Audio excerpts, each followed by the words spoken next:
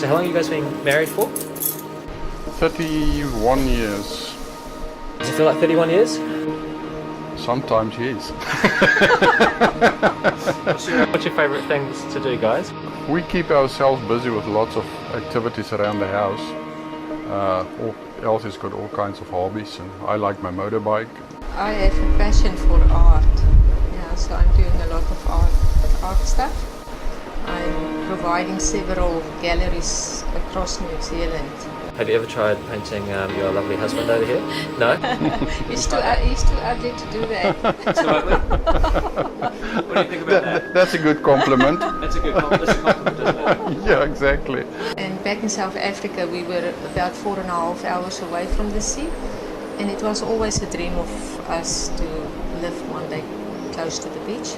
We left South Africa in 1999, and then we went to America. We lived there till 2006, and the end of 2006 we came over to New Zealand. We had 3 boys, and when we went to America, the oldest one was 17 and the youngest one was 6. And they really enjoyed the freedom they had in America. The little town that we lived in, we rented a house, and we decided to buy in the neighboring town, and we moved to the neighboring town just about 45 minutes away. And just after we've moved into our new house, our oldest boy, he was killed in a quad bike accident with one of his friends. They were both on the bike out on just a road on the farm, and they collided with the tractor, head-on with the tractor, and both the boys were killed. And our walk with God started at that stage, after the death of our eldest son. But after Zach died, immediately, I would say that first night they asked us, it was such a shock, of course, such a shock, and we were in pain. But then the following day, the guy from the funeral home said that if we want to go and visit Zach, we can go and see him. When we looked at Zach in the casket, I personally was shocked to see how perfectly he is. There were no bruises on him or nothing, and he was just beautiful, but something was missing. And that at that very moment, I actually realized that everything that made Zach is gone. His soul is gone, and it's only a shell that is lying there. And immediately we started questioning, but this soul that's gone, where is it at now? And I would say from that very moment, we started looking deeper into the Christianity. You know, we've just arrived in a foreign country, so we didn't have any family or friends to support us. So we didn't know what to do. We had to stay strong for the kids, but we didn't know how we are going to do it. And I think that's when we realized we have to make a choice. We can either, investigate Christianity and see what we get out of it, or we can just, let our lives go down the drain. And we made the choice and decided to lean on him. Actually received a call that same evening after we got back from the funeral home from a friend of Zach that told us that we don't have, we learned that Zach died, and that we don't have to worry about where Zach is, because Zach is in heaven. And then we asked him, but how can he say that? And then he told us how he explained the gospel to Zach, and how he repented, and how he cried and asked for forgiveness. And that is the reason that we don't have to worry. And because of what he told us where Zach is, we immediately wanted to know about the other life, or the afterlife actually. And we started investigating, and we started studying it, and we went to different pastors for answers. We went to the library for taking out books. We've made absolutely a study out of that. I knew about God, but I didn't know God. And after we've really studied and investigated the whole thing, I started a relationship with Christ, and it's been 11 years since Zach passed away, and I mean, we are leaning on him every day for everything that happened in our lives, and just give everything to him to lead us.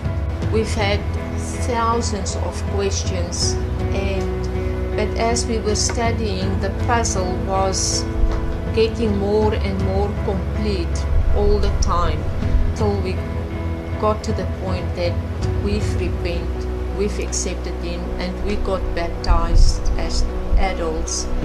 And then a few months after that, our youngest boy, Udo, also out of the blue, stood up one day in church and he asked to be baptized.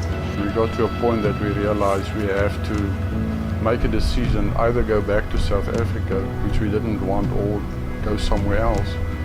And we decided to come to New Zealand. So we ended up in New Zealand, and about 2 years after we arrived in New Zealand, our youngest boy was killed in a car accident with his best friend on his 18th birthday. And we were waiting on him to arrive back. He and his friends were out for the day, and Johan texted him and he said he will be back at home in 20 minutes, and later on that 20 minutes became an hour, later 2 hours. We started looking, where is Udo? And that was another shock for us. I mean, you know, when it happened the first time, I always thought that it only happened once, it cannot happen again. And it did happen another time, and that moment when we opened the front door, I will never forget that. We've experienced something so huge. When the police told us that we have to get to the hospital immediately, some peace came upon us that is indescribable. All of a sudden, we were at peace, and we were not hysterical, we didn't jump up and down, we didn't cry, we were absolutely at peace. And we went to the hospital, and when we arrived there, the doctor told us that Udo is brain dead. And I mean, when he passed away the day on his birthday, that was a total different experience for us than when Zach passed away, because we didn't have all those questions anymore. I mean, all of our questions were answered. So later on, during the evening, we asked them to turn off the machines, the life support. And all the time, while we were there next to his bed, we were so much at peace, and we are at peace with that till today. We do miss the boys tremendously. We do have our off days, that's normal. But what made the difference for us this time is that we realized that there was a day when Udo was also giving his heart to the Lord, and he was baptized also. And we knew that although we are standing next to his deathbed, he will be in a moment when he's blowing out his breath, he will be in the presence of the Lord. And that gave us all the peace that we've needed at that time. What helped me is just to realize every day that I just have to live in a way that I can make sure I'm reunited with my boys one day. You just have to think back of everything that happened in our lives and how the Lord took care of us.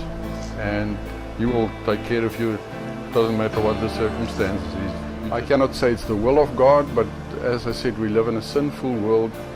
Things like that happen, and God is always there for us to lean on Him. And it's your choice how you're going to handle a situation like that.